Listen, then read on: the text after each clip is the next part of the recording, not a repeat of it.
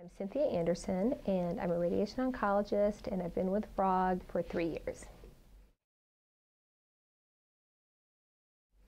The importance of educating women about their health is about knowing things that they should look out for, symptoms that they should be alerted to let them know that something might not be feeling right.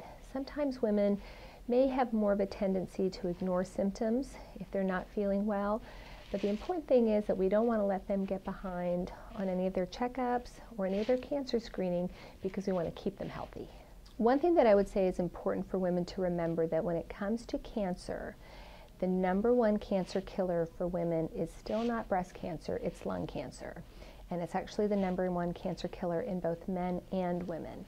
And last year, in 2011, it was a big breakthrough year in cancer because all cancers, all of the common cancers at least, are ones that we have regular screenings for. Breast cancer, prostate cancer, skin cancer, we have regular screenings for.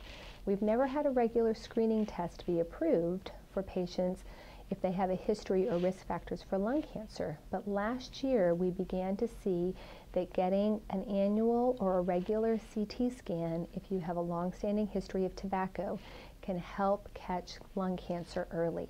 And so I want patients to continue to remember that the #1 cancer killer out there is still lung cancer. And if you have any kind of a history or exposure, or if you have any concerns about lung cancer, you want to get on that sooner.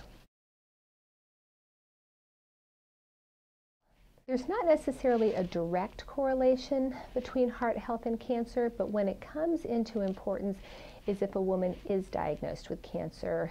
And so if she is, then we need to make sure that she's strong enough to be able to go through, whether it's surgery, chemotherapy, or radiation therapy. So being heart healthy is not just important for her overall health, but it comes in handy in case she ever gets sick down the road. So it's important to remember that the #1 killer of women in America is not cancer, it's still heart disease. So being heart healthy is important overall.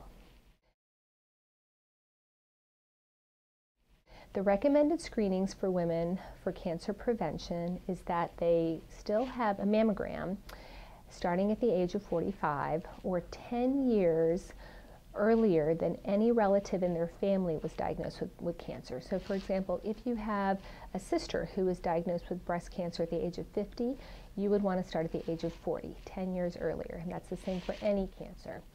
So a mammogram every year starting at the age of 45. You want to have a pap smear every year starting 2 years after initiation of sexual activity, and you will keep going with that until you're menopausal. You want to have a skin cancer check every year as part of your general physical screening, and you need to have your thyroid examined both by physical exam and by blood work once a year.